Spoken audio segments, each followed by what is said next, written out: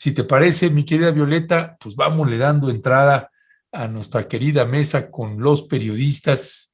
Ahora sí, los periodistas del Club de Toby. Está con nosotros Manuel Hernández Borboya, está también Temoris Greco y Alejandro Almazán. Así que van a irse incorporando, no sé si ya están por ahí o no, pero vamos a tener la mesa donde vamos a abordar, a propósito de que la gente preguntaba también si solamente íbamos a pasar las exposiciones del presidente, las 5 propuestas, pero no íbamos a hacer comentarios sobre las respuestas que dio Biden a las propuestas que hizo el presidente López Obrador, además de comentarios que me parece que le calaron al presidente Biden sobre China que hizo el presidente López Obrador. En fin, hay distintos ángulos y sabemos que con Temoris Greco, con Alejandro Almazán y con Manuel Hernández Borboya, pues las críticas que pueda haber al presidente López Obrador no van a ser, o a su esposa, no van a ser por las zapatillas de Beatriz, o porque si el presidente no se abrochaba el saco, o si no se sentaba de la manera adecuada o que tendría que ser. Así que, sin más, les doy la más cordial bienvenida a Manuel, Alejandro, Temoris. Les comento, Violeta Núñez me está acompañando hoy en la co-conducción. Alberto Nájar no estará el día de hoy, estará Violeta y además estará acompañándonos en varias emisiones de momento en co-conducción con Alberto Nájar. Estará también cubriéndome a mí, Violeta. Así que pues, bienvenidos, caballeros. Oh, pues, qué bueno, Violeta, bienvenida, qué bueno. Gracias por acompañarnos. Sí, qué bueno, porque desde que las Super Nerds nos secuestraron a Ingrid, pues estábamos muy tobies, pero bueno, gracias, Violeta, qué bueno que estás con nosotros. Sí. Hola, ¿cómo están? Bienvenida a este espacio, Violeta. Pues muchas gracias. Decía al principio que espero no cometer demasiados errores y bueno, sí voy a cometer muchos, pero que me disculpen, ¿no? Así, por favor. Entonces, pero muchas gracias por esta oportunidad y por este honor de aquí, de estar con ustedes en este aprendizaje conjunto. Gracias, Violeta. Pues si quieren, Violeta, caballeros, vamos entrando en materia.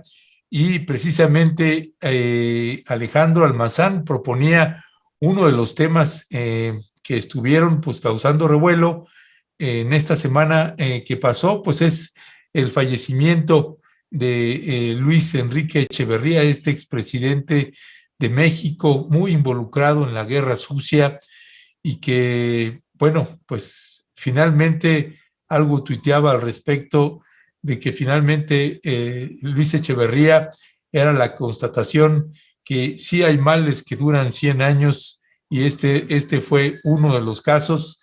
Y si les parece, y para entrar en materia, vamos a ir contigo, Alejandro.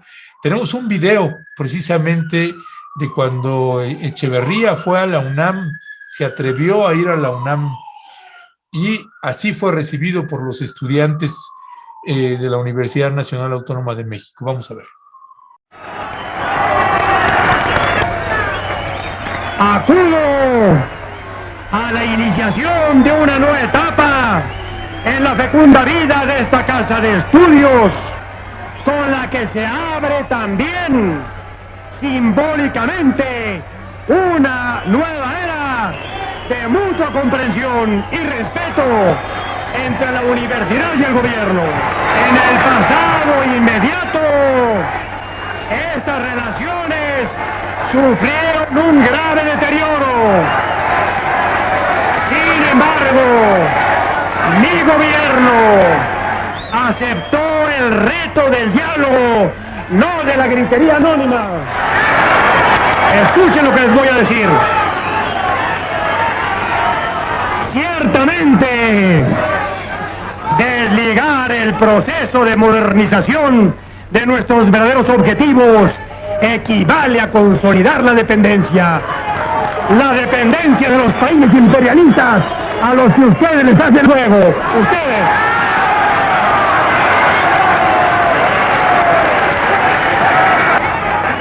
enfrentamiento entre la universidad y el gobierno lo lamenta la nación y lo celebran los heterogéneos enemigos de México. Son agresiones contra el país. Nos opondremos a ellas, provengan de donde provengan, jóvenes del coro.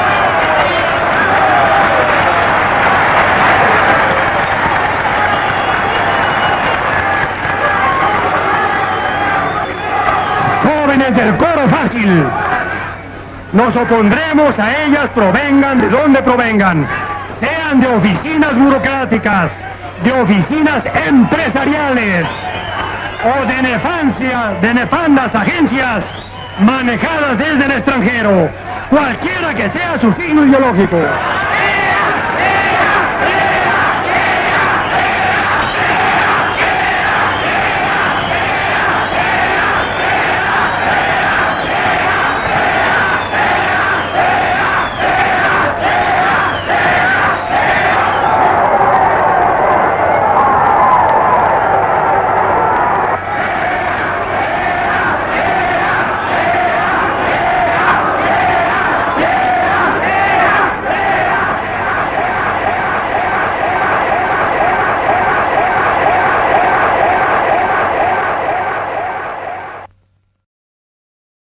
Pues una escena emblemática también y que pues me parece que muchos de alguna manera celebramos, quienes ya teníamos alguna cierta edad, los que no, pues ya lo están viendo despuesito.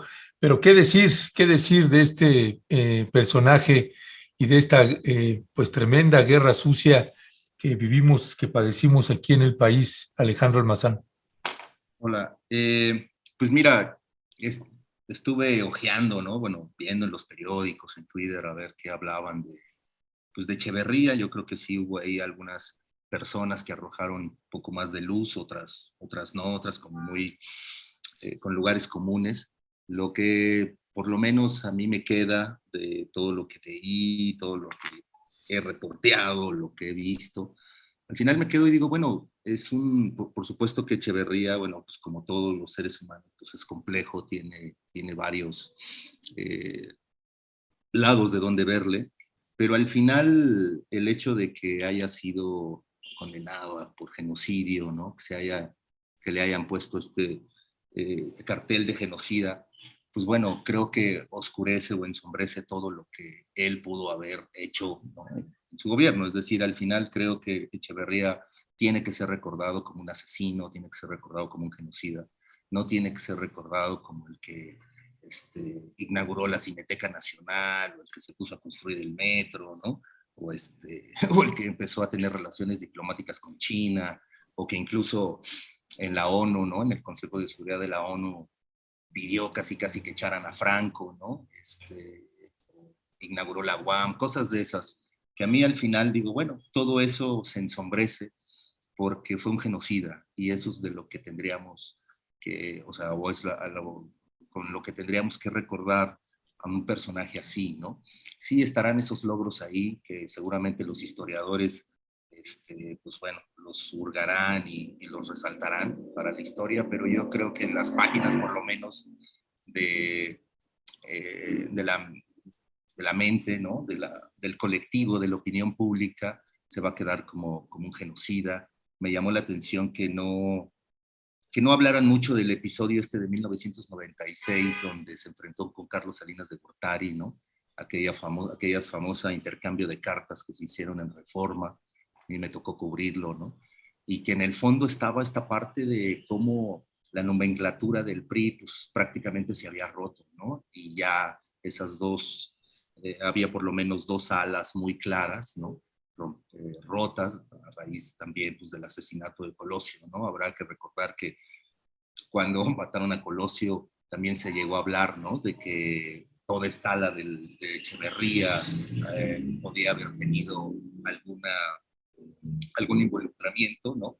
Y tanto lo decían así que, bueno, pues Cedillo, que terminó siendo el abanderado, pues pertenecía más al grupo de Echeverría que al grupo de Salinas, ¿no? Entonces creo que también Echeverría tendría que estudiársele en este sentido de cómo pertenecía también a era un enemigo natural de Carlos Salinas, porque pues uno representaba de alguna manera todavía un poco este nacionalismo y no metido en el neoliberalismo que, bueno, pues que Salinas venía abanderando, ¿no? Entonces creo que también esa parte habría que rescatar de Echeverría, y bueno, pues que se quede con, pues ahora sí que con todos esos males, ¿no? Con el halconazo, que se quede con Tlatelolco, que se quede, no sé, con los vuelos de la muerte, con las ejecuciones extrajudiciales en Guerrero, ¿no? Yo creo que con eso debería de quedarse Echeverría. Es cuando. Muchas gracias, Alejandro. Pues pues ilustra mucho lo que ocurrió, Temoris, en la UNAM, 3 años después de que había ocurrido lo del 71, ¿no? Que estaba muy fresco, y pues se atrevió a ir a la UNAM a inaugurar el ciclo escolar, y bueno, y también después de unos años muy reciente lo del 68. Y bueno, pues fue, me parece, uno de los episodios históricos, sobre todo por cómo tuvo que salir de Ciudad Universitaria, no solamente huyendo, sino sangrando, ¿no? Después de esa piedra que le tocó el rostro, y que, bueno, finalmente lo descalabró, y que pues es un momento histórico, insisto, importante. Pero bueno, nada coincido ahí con lo que dice Alejandro, pues nada que ver con toda esta historia de represión que se vivió, pensando en Otón Salazar, ¿no? En toda la represión que hubo al magisterio, en los ferrocarrileros, en Demetrio Vallejo, ¿no? Que también no hay que dejarlos de mencionar nunca por todo lo que vivieron, y lo que ya decía ahorita Alejandro, pues toda la pues, represión que hubo en particular en Guerrero, ¿no? Que ahí me parece que fue emblemático esta represión hacia Lucio Cabañas, Genaro Vázquez, y hacia las poblaciones enteras, ¿no? Entonces, ¿qué decir hoy día, después de este mal que duró 100 años, como también decía Ernesto y Alejandro, ¿no? Esto de no hay mal que dure 100 años, sí, pues Echeverría. ¿Qué decir, Temoris? Gracias. Gracias, Violeta. Bueno, pues estas imágenes me dejan pensando en cómo la UNAM quedó como lugar en donde los candidatos priistas ya no podían entrar. Podían entrar, por ejemplo, a lugares muy controlados, como la Facultad de Derecho, siempre bajo control de la derecha. Pero, y eventualmente, sobre todo tras el movimiento del CEU en el 86, 87, se convirtió en base de activismo para los candidatos de la izquierda, particularmente para Cuauhtémoc Cárdenas y también para Rosario Ibarra.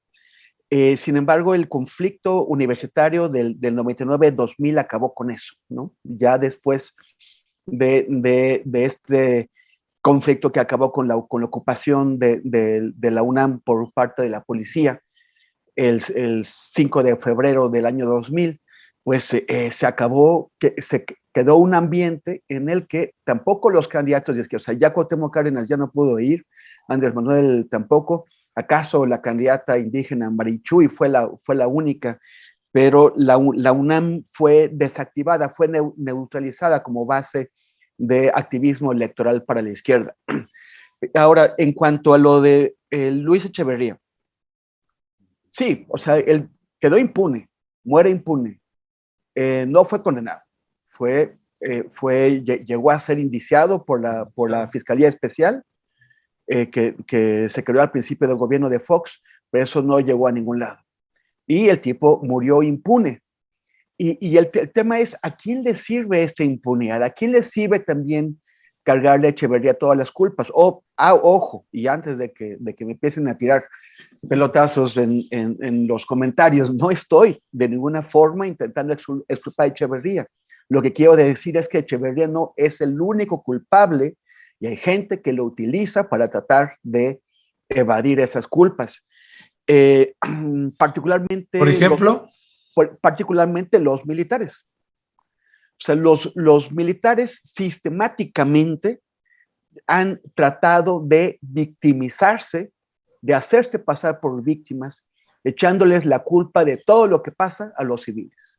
Siempre dicen, son los civiles los que nos han metido en problemas. Por el caso muy claro, ejemplo, es el 2 de octubre del 68. Ellos dicen que fueron los civiles, que en última instancia es Echeverría, quien les dio órdenes, quien les tendió una trampa. una trampa por las cuales ellos acabaron disparando contra civiles desarmados. Y a mí me parece, y ahora otra vez lo están haciendo. Lo acabamos de ver en la ceremonia que se produjo el mes pasado, en la cual el ejército tenía que comprometerse a colaborar en las investigaciones de la Comisión de la Verdad sobre la Guerra Sucia, y lo que hicieron fue nuevamente convertirlo en un acto de autovictimización, en el cual presentaron, en el cual anunciaron que los nombres de soldados que murieron en esta operación de asesinato de civiles serán inscritos en un monumento, como si fueran héroes. Si Echeverría ya murió, si se permitió que se fuera a la tumba sin haber pasado por la justicia, esto no debería ocurrir con todos los demás involucrados en actos de violencia criminal contra civiles, especialmente, insisto, el ejército. Ahora estamos viendo que pues no parece, no hay ninguna señal de que vayan a responder efectivamente a lo que hicieron en el caso de Ayotzinapa, a lo que hicieron en Tlaxcala, a lo que hicieron sobre todo los mandos, porque las únicas personas de las Fuerzas Armadas que hasta el momento ellos han permitido que sean indiciadas son clases, son soldados de bajo nivel. El más alto es el capitán Martínez Crespo, pero por encima, que actuó en la noche de Iguala, pero por encima de él nada del general Rodríguez Pérez, nada del general Hernández Saavedra.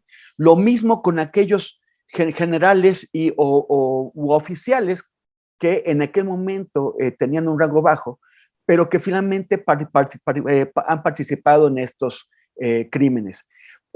Ellos se escudan en que los civiles los arrojaron a cometer esos crímenes. Pero la Constitución no le permite a nadie excusarse en que recibió órdenes para cometer un crimen. Ninguna persona, ningún soldado, ningún miembro de las fuerzas de seguridad o de las Fuerzas Armadas puede asesinar a alguien o torturar a alguien y decir que no tiene culpa porque lo hizo cumpliendo órdenes. Las órdenes no significan que una persona deba cometer un crimen. Entonces, sí, ya se nos fue Echeverría, se nos fue impune. No podemos permitir que aquellos que lo acompañaron a él y a otros civiles en crímenes se vayan igualmente impunes.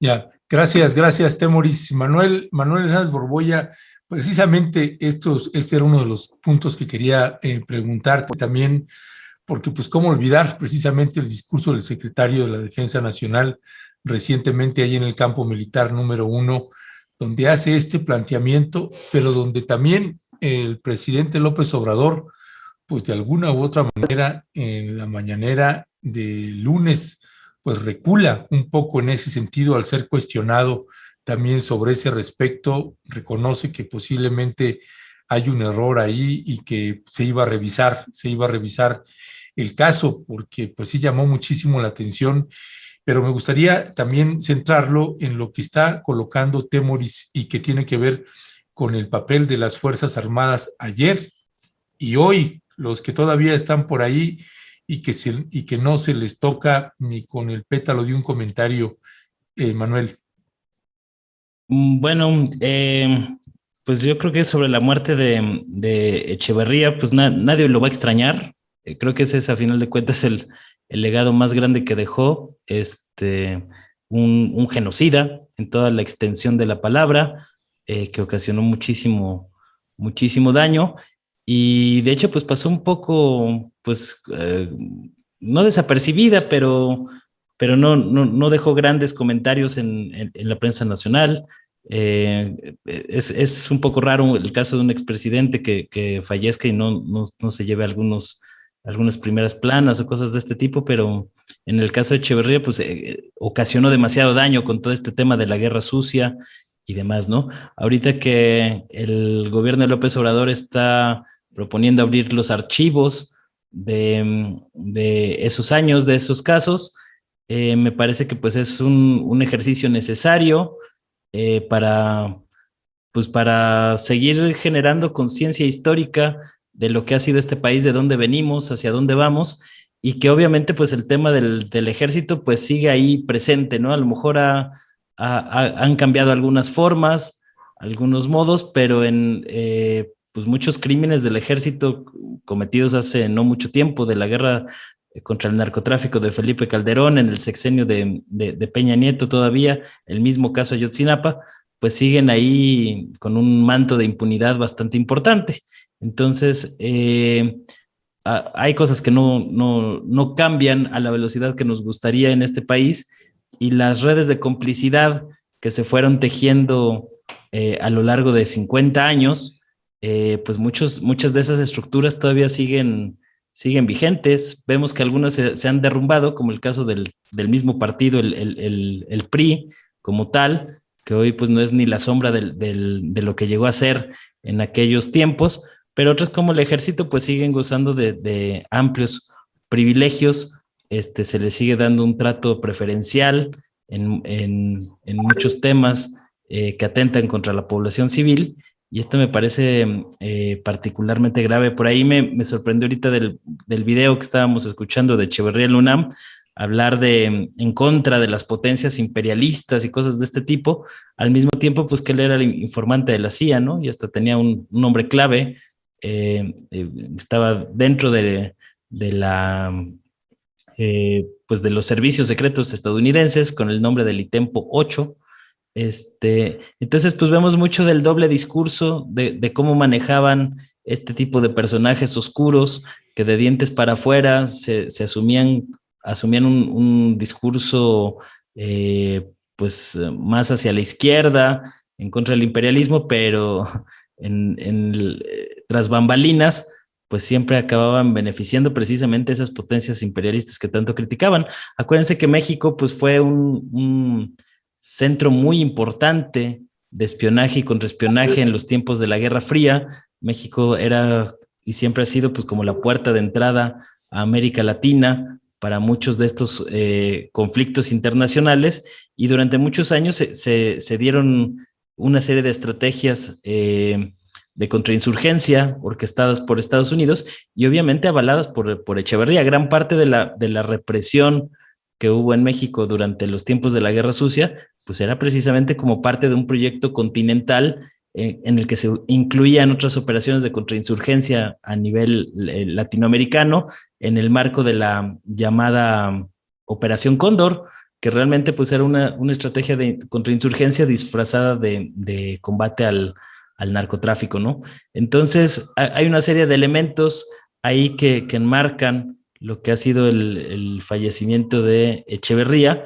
Es un tema del que ya muchas nuevas generaciones o la gente joven no está tan empapada, y creo que precisamente por eso hay que hablar de estos temas, para reforzar la memoria histórica y la conciencia de lo que ha sido este país en los últimos 50 años. Yo sí veo como un proceso y una cierta continuidad desde 1968 hasta 2018. Muchos de los sobrevivientes del 2 de octubre de Tlatelolco con los que yo he platicado, pues han mencionado que ha sido una larga lucha el poder generar este cambio de régimen político que se dio con la llegada de López Obrador al poder en ese año de 2018, tras las elecciones presidenciales. 3 fraudes electorales cantados durante todo este periodo, el del 88, 2006 y 2012.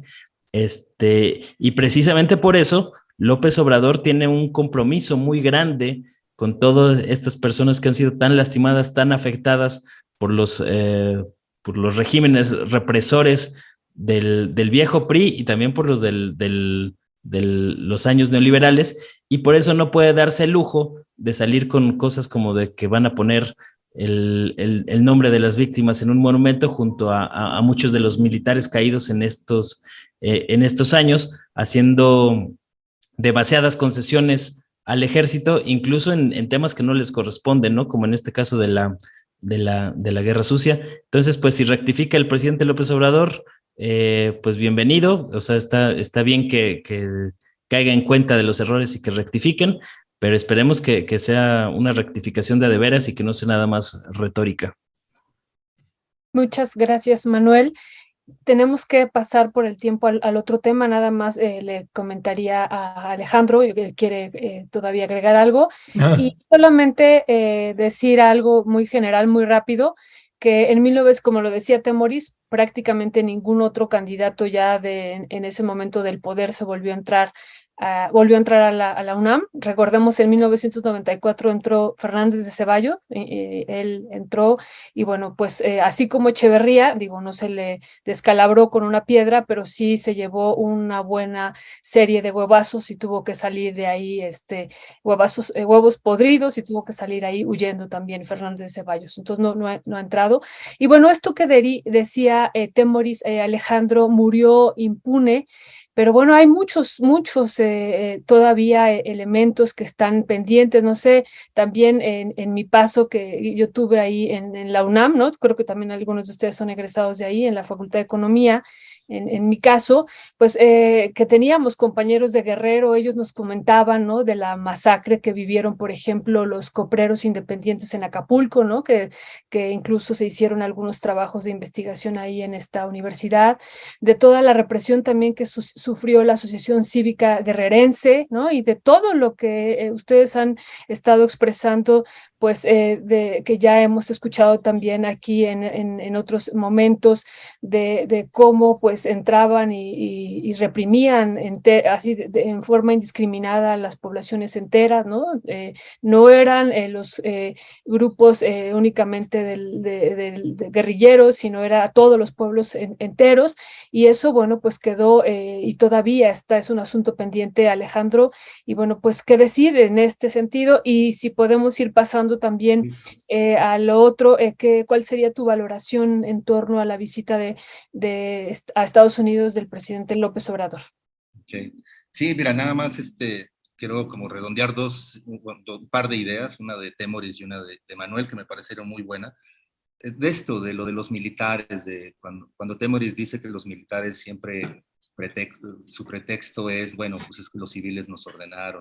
Oye, Alejandro, una interrupción. Sí, ¿Es posible que subas tu volumen? Porque nos dice la audiencia que estás un poco bajo a diferencia de los otros. Pues ya es todo el volumen, no sé. Ok, sale. El compu anda un poco mal, perdonen.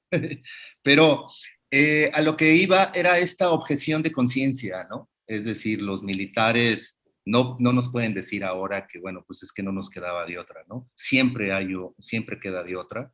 Los militares, ellos entraron solitos al ejército, y si en el ejército les dicen, bueno, o sea, o es como si a mí me dijeran, oye, vas a torturar a un ser humano, te mato, no, pues mátame, ¿no? O sea, es decir, yo no voy a torturar a alguien más.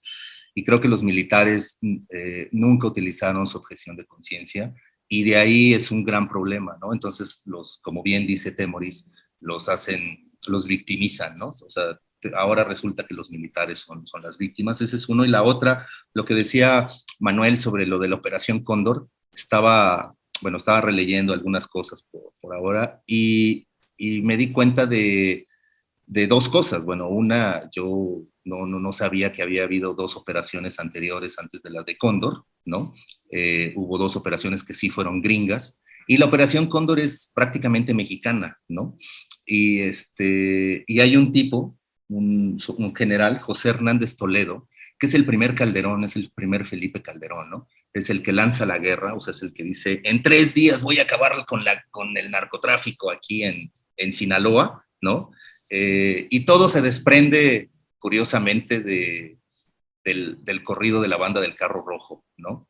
Digo, la historia todavía es un poco más compleja. Yo estaba ahí un poco estudiando por unos asuntos que estoy viendo, pero solo quería agregar eso, ¿no? De la Operación Cóndor, que al final también hay muchos de estos militares, que como también dice Temoris, de ahí uno a los dos, es de que, bueno, pues hay todavía muchísimo militar que no debería de morirse impune, ¿no? Que deberían de ser juzgados por todo lo que hicieron, ¿no? Entonces, bueno, pues eso era lo que quería agregar.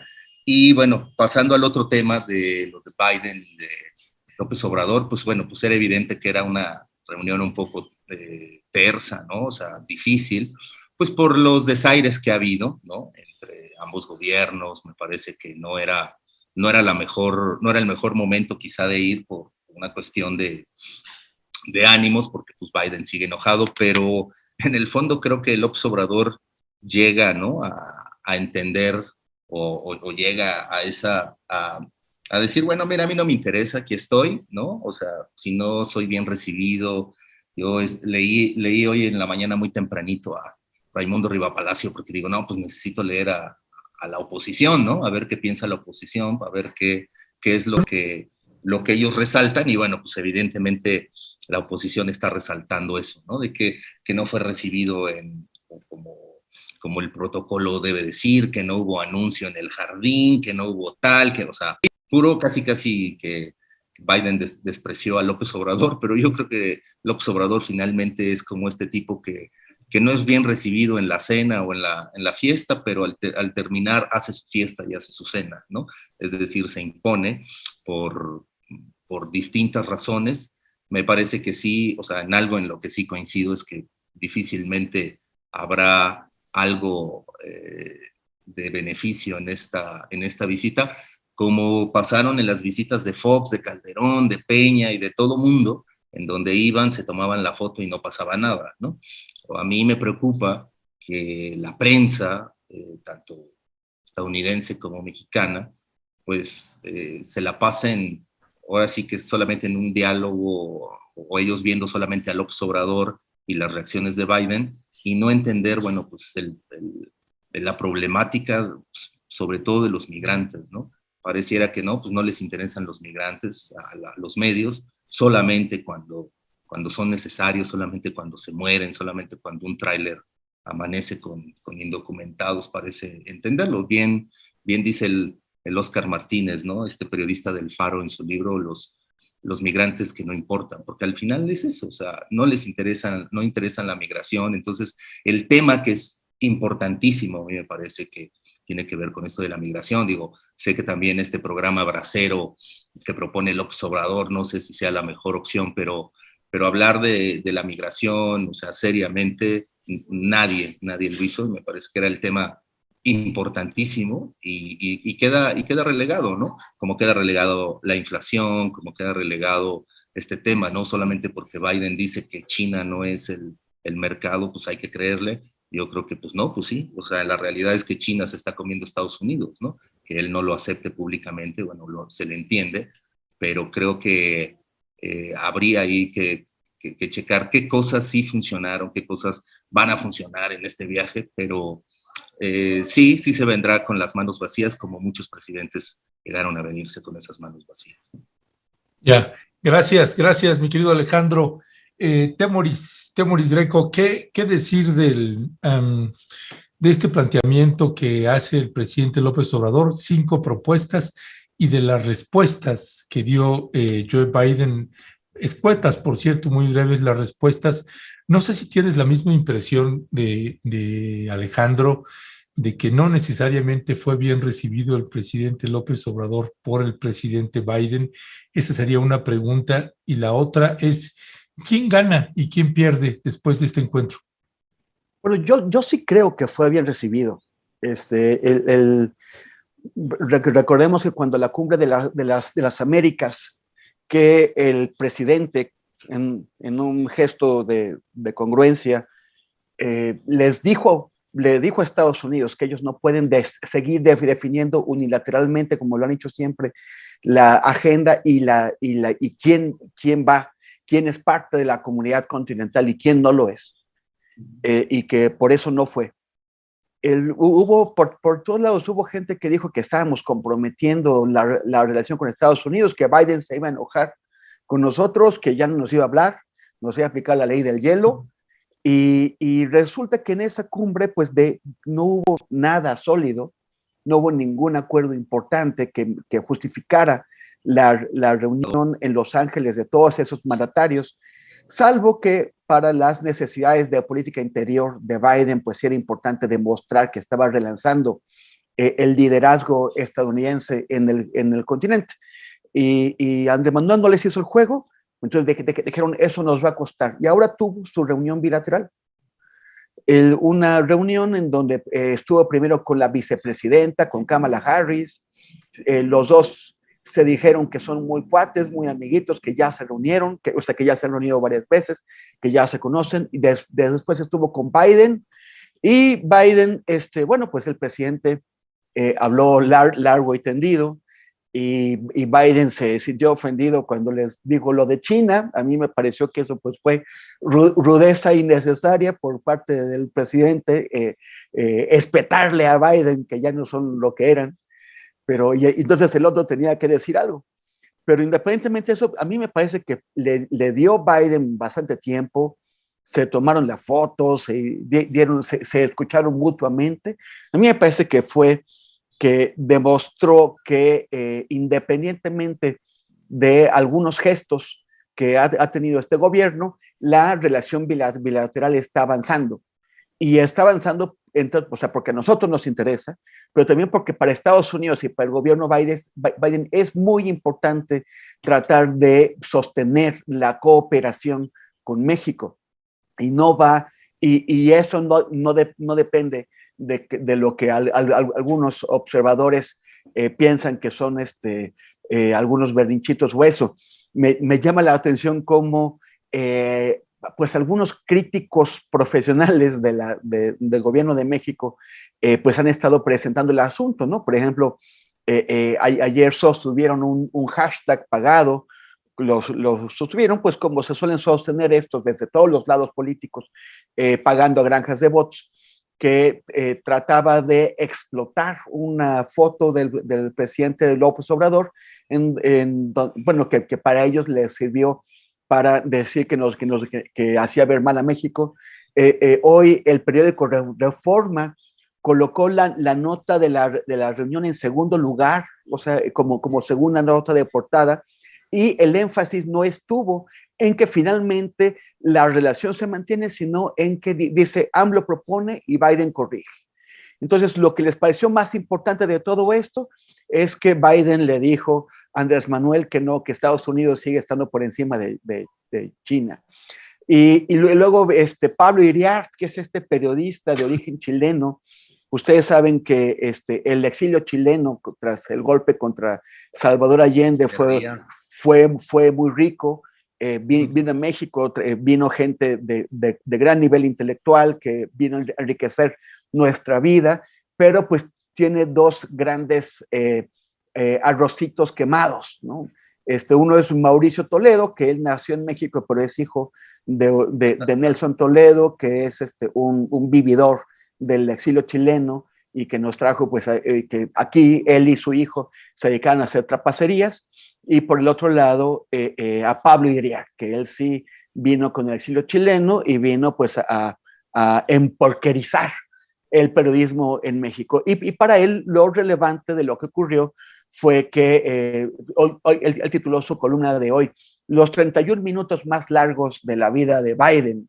O sea, lo que le importa a él es que el presidente mexicano se tiró un rollote y no qué cosas se discutieron y no a qué acuerdos se llegaron. Ahora, el presidente, o sea, hay que ver más allá de lo que, de una reunión, más allá de lo evidente, de lo visible, de lo que nos muestran en una teatralización de la reunión, que es lo que se hace siempre, es parte de este juego.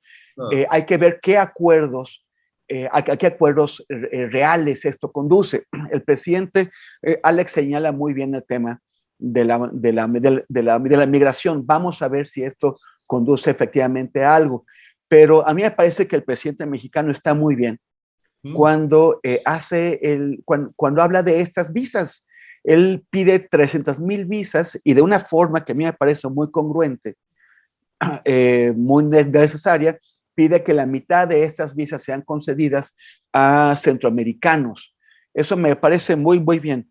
Este dolor que se comparte en Estados Unidos y en México ante las tragedias de migrantes, ante la trata de seres humanos, ante el que encierren a migrantes como sardinas en cajas de tráileres y se asfixien ahí, o que haya esos choques con muchísimos muertos, pues finalmente es el producto de la política migratoria establecida por el gobierno de Estados Unidos e impuesta a México, pero que México está siguiendo. Las mafias de migrantes no tendrían toda esta clientela. La gente no tendría que ponerse en riesgo pagándoles miles de dólares a aquellos que los van a matar. No ocurrirían estos accidentes si los gobiernos de Estados Unidos, en primer lugar, y de México, en segundo lugar, reconocieran que la migración tiene que ser canalizada de manera segura, porque además es necesaria para la economía de los Estados Unidos.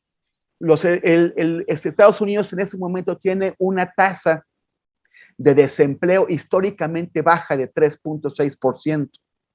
Esto es porque la economía tras la pandemia se está relanzando y ese 3.6% es necesario o incluso es insuficiente para el adecuado, para el reemplazo de trabajadores en los distintos sectores de la economía.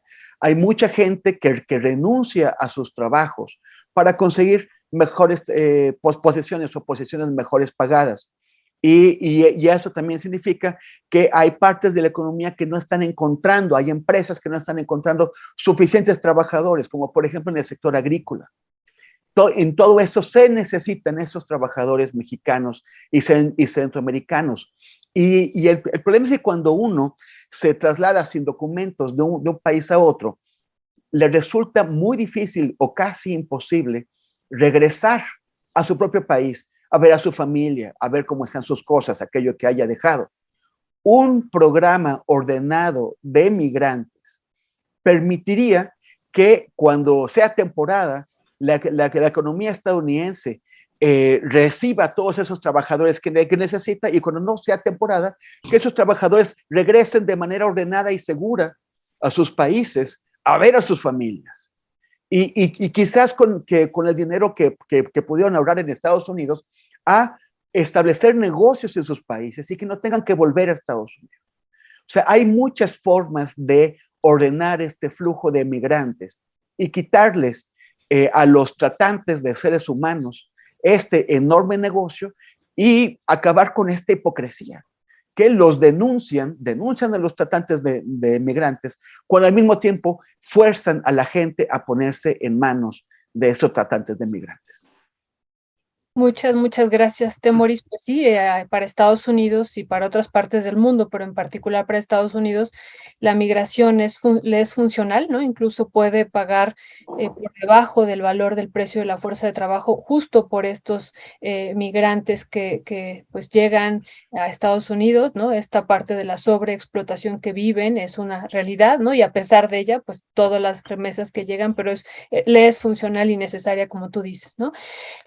Manuel, yo quería hacerte una pregunta. El día de ayer, con esto que ustedes están comentando, Biden da algunas respuestas, ¿no? Que pareciera que se sale del protocolo porque él ya había hablado y él le responde, y qué es lo que resalta ahorita en la prensa nacional, como lo decía ya tanto Alejandro como Temoris, en esta parte de reforma, ¿no? Que su primera plana, que está dividida en dos, como dice Temoris, le corrigió la plana, ¿no? A López Obrador, pero hay dos elementos que a mí me parece que Biden dejó información que no es real. Yo quisiera preguntar a ti y a los compañeros qué opinan. Uno, en torno a esta guerra comercial que está teniendo con China, que finalmente está perdiendo la guerra Estados Unidos, y que fue muy enfático Biden en decir, no, nosotros estamos produciendo más productos agrícolas que China. Ese fue lo que él dijo. Sin embargo, revisando los otros productos que también se generan internamente y en comparación con China, pues no, ahí hay una situación de desigualdad ya en términos mundiales muy grande. Incluso tuvimos una orden ejecutiva hace unos meses por parte de Biden, desde la Casa Blanca, de pues declararle la guerra en términos de la producción de vehículos, por ejemplo, eléctricos a China, porque China le está ganando el mercado desde hace muchos años y le ha ganado, y bueno, pues ellos hasta con una orden ejecutiva con las empresas pues a su lado para hacer esta pues guerra, esta afrenta contra contra China, ¿no? Entonces, eso es por un lado. Y por otro, de la inflación también dio Biden datos que no eran correctos, ¿no? Dijo, nosotros somos el país que menos inflación tiene en el mundo, y eso tampoco es así, ¿no? O sea, entonces, nosotros podríamos incluso corregir la plana a reforma que hoy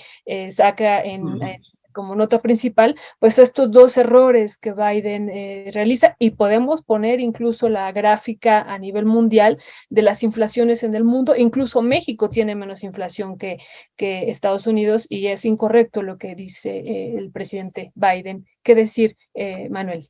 Es que Biden tiene otros datos. Tiene otros datos, tengo exacto. Gracias.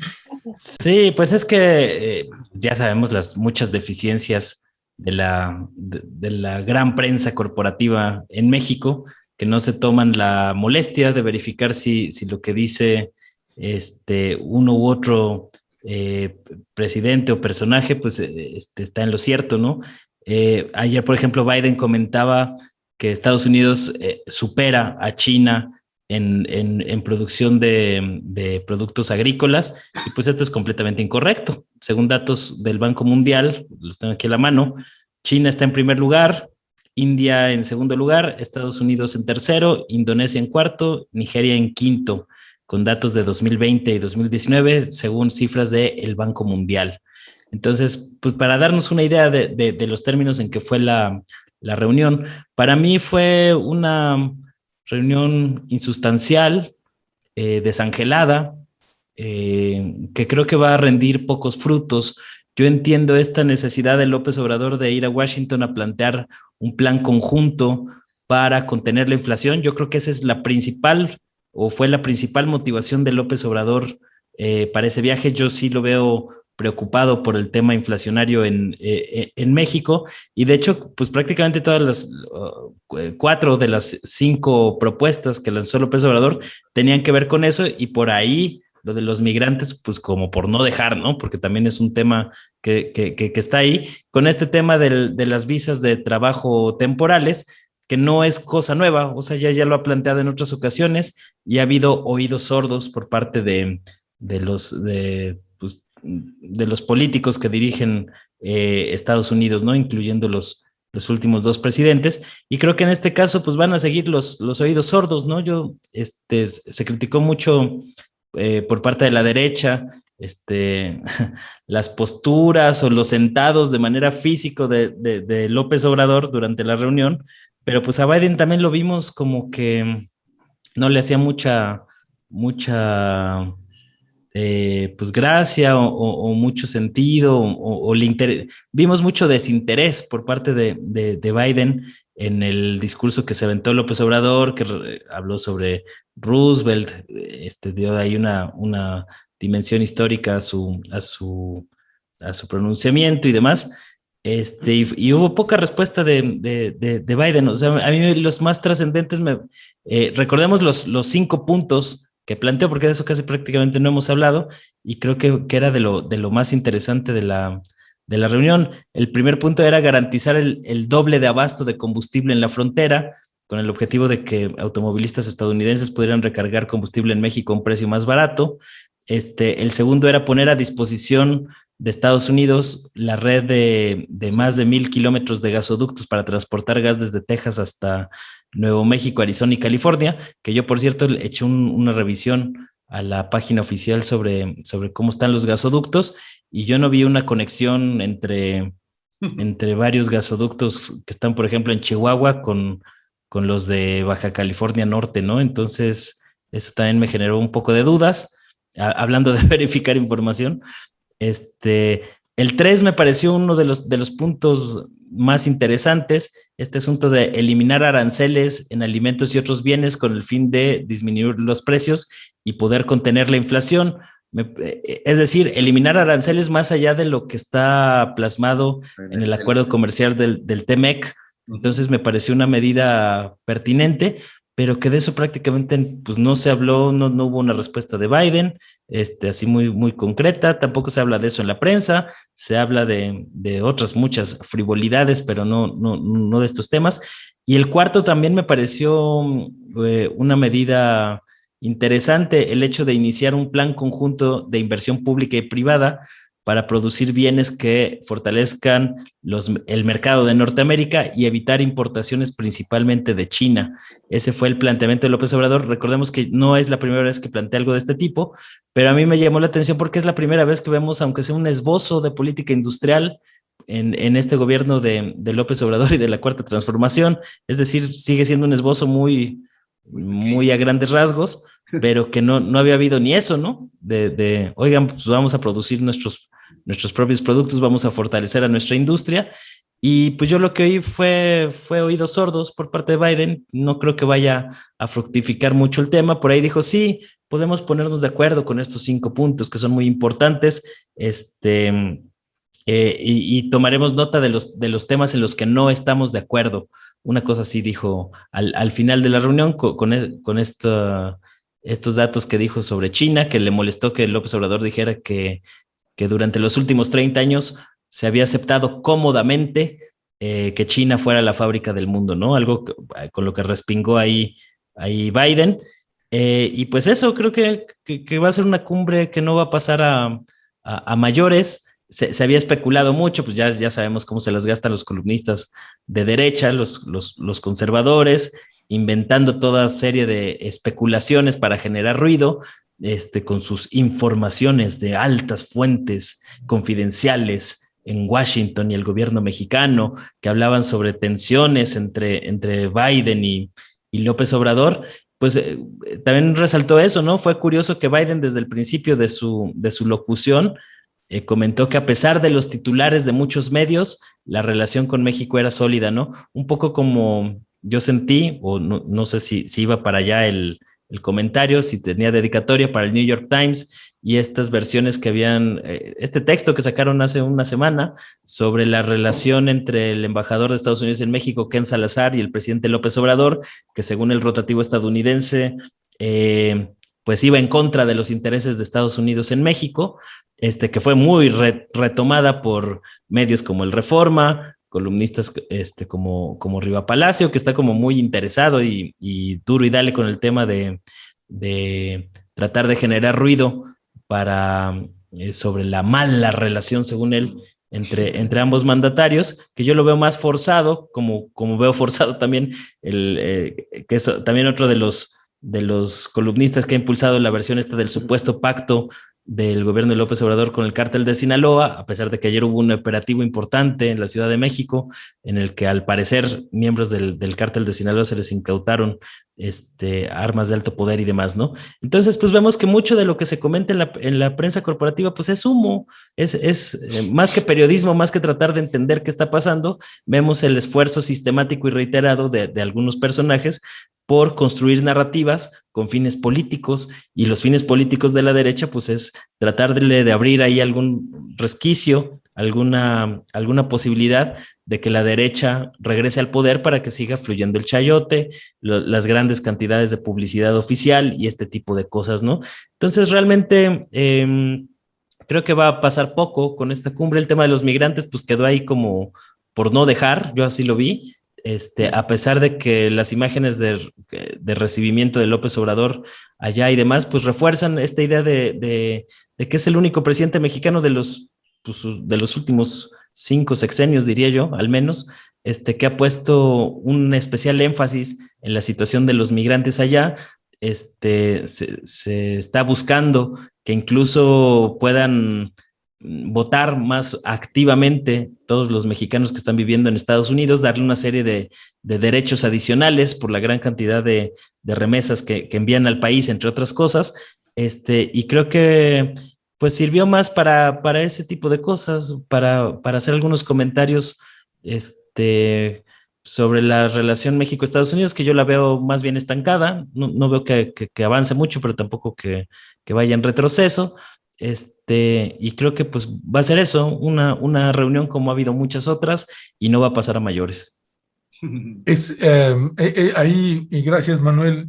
Alejandro, ¿a quién le convenía esta reunión?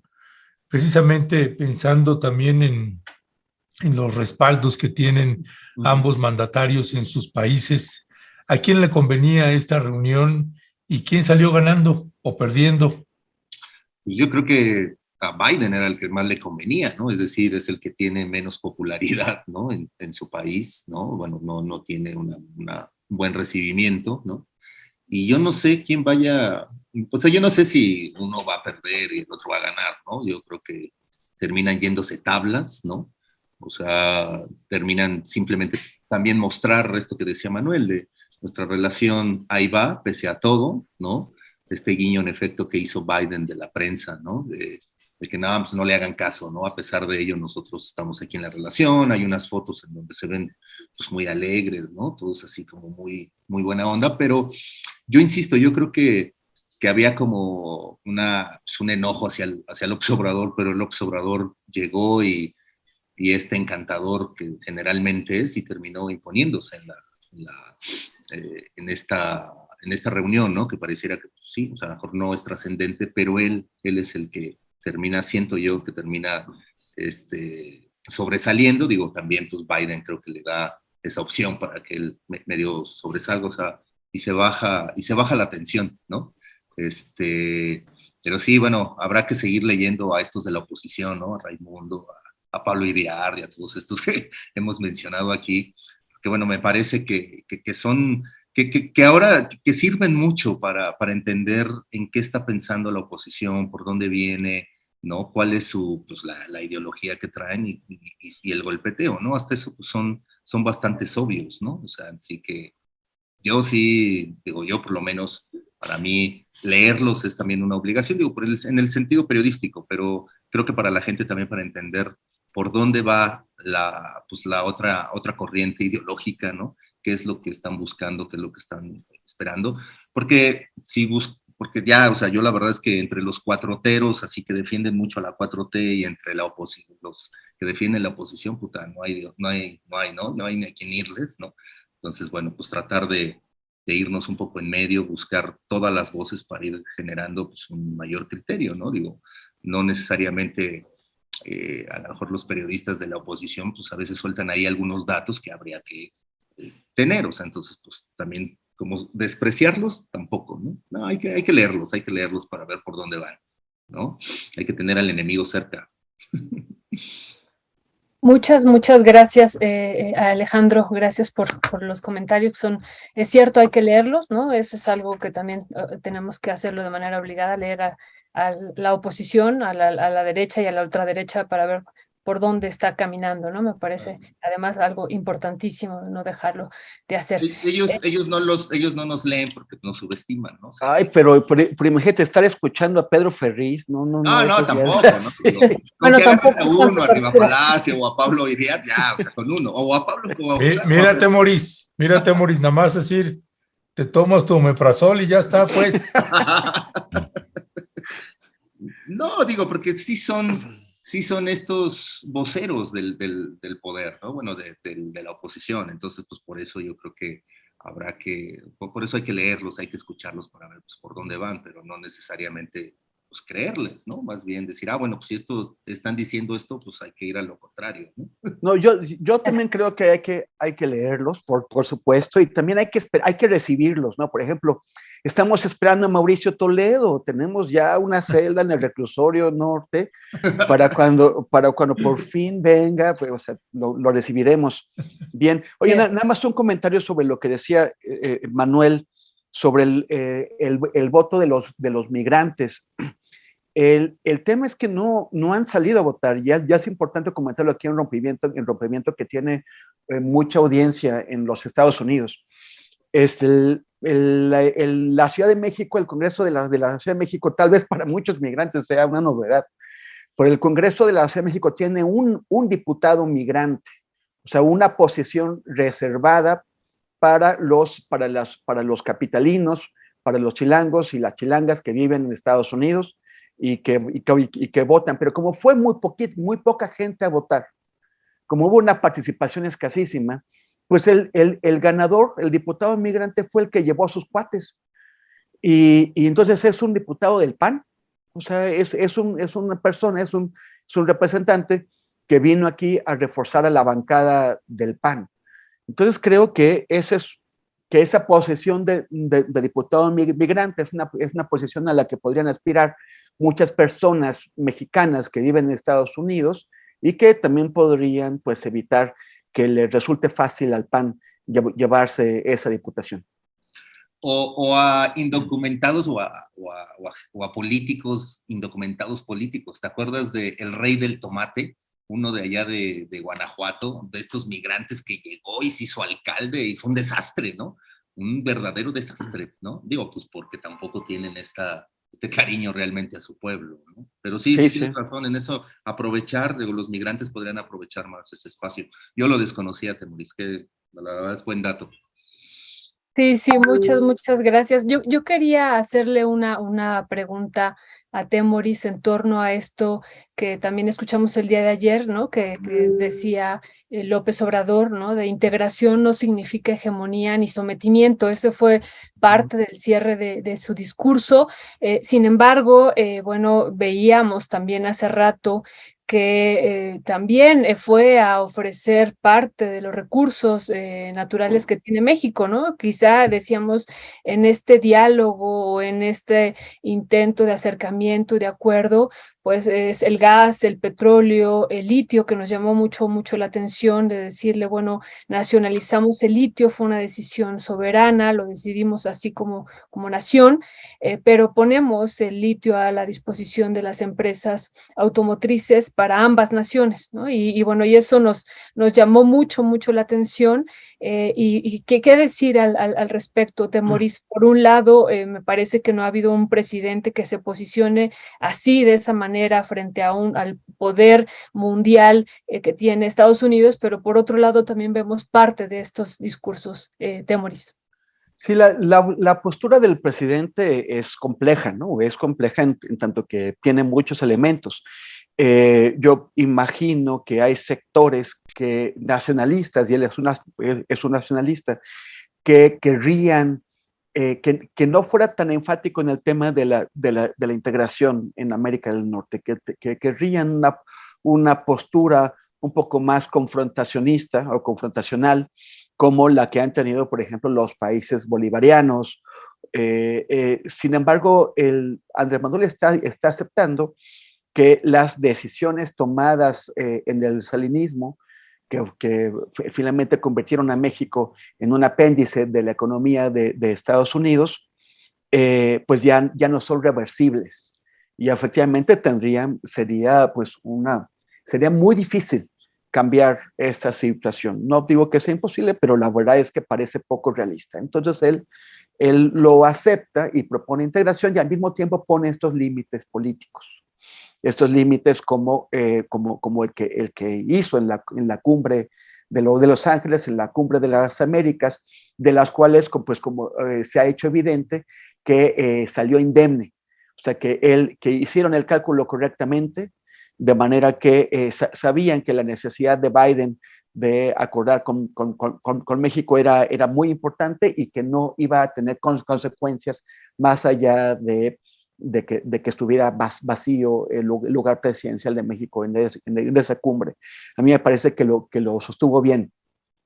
Y también, a diferencia de mis compañeros, yo sí creo que también a Andrés Manuel le convenía mucho esta reunión. A los presidentes mexicanos siempre les conviene tener esta deferencia por parte de los presidentes de Estados Unidos. Y pues ya vemos lo que está haciendo la oposición. Están criticando los formalismos, los detalles, porque no tienen nada que decir sobre los temas de fondo.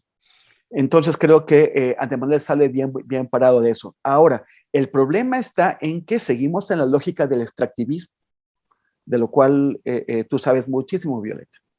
O sea, el nuevo presidente colombiano, el presidente electo colombiano, Gustavo Petro, ha hecho de superar la economía extractivista una de sus principales propuestas. Que Colombia transite hacia una economía de servicios más del siglo XXI y que supere el extractivismo depredador. Seguimos tanto en el tema de energéticos como ahora en el tema del litio, pensando en México como una fuente de recursos minerales para la economía de América del Norte. Y yo creo que también de eso hay que dar también un paso adelante, como el que está dando Petro en Colombia. Ya, gracias, Temoris. Pues ya prácticamente para cerrar, déjenme leer algunos comentarios. Dice Marco Sánchez, yo sí veo a China como la fábrica del mundo, 1.3 millones de personas, la mano de obra debe ser muy barata. Rafael Aburto, Temoris, ¿cuántas veces es necesario que lo diga el presidente? Que la migración ordenada y segura, ya lo ha escuchado muchas veces, creo que es necesario que de vez en cuando veas la mañanera, ya están regañando. No, pero el que tiene que escuchar lo que estoy diciendo es esta persona, porque estoy diciendo exactamente eso. ¿Qué dije? El presidente tiene razón al ir a decirle a Biden que necesita ese montón de visas para hacer una migración segura y ordenada, pero si no sabemos entender, pues no sabemos entender. Dice Laura Santillán, si regularizan a los trabajadores, también mejorarán sus condiciones laborales allá. Lo que comenta Laura Santillán, dice Aquaman, sigamos expulsando lo más valioso que tiene un país, a sus hijos talentosos, fuertes, comprometidos con sus familias. Maravillosa política pública, oficializar la migración es aberrante. Así la 4T, dice Aquaman. Israel Torres, hay una exageración en las formas por parte de odiadores y adoradores del gobierno mexicano actual, y eso hace que no se concentren en los acuerdos y las propuestas a las que se debe dar seguimiento. Leticia Pichardo, total, dice, para Manuel fue un paseo el que el presidente dio, ojalá ya le pegaron a Manuel, hasta Manuel hasta le gusta, pues si no, se aburre. Sí. Dice Silvia Márquez, yo creo que nunca habíamos estado tan representados como ahora en los Estados Unidos con López Obrador, los anteriores agachados, Peña Nieto, Calderón, Fox, etcétera, etcétera. En fin, parte de los comentarios que hace la audiencia, pues yo les queremos agradecer, mis queridos Manuel, Temoris, Alejandro, les queremos agradecer que nos hayan acompañado y nos vemos la próxima semana. Gracias. Hasta luego y bienvenida, Violeta. Muchas gracias, Temoris, Manuel y Alejandro. Gracias. Espero no cometer demasiados errores. Un abrazo. No, para nada. Estoy casi seguro que ya después la gente va a decir, pues que ya nos regrese Ledesma, que ya se quede ahí. No, eso nunca va a pasar. No tengo duda al respecto de eso. Bueno, nos vemos. Hasta pronto. Hasta luego. Chao. Bye. Bye.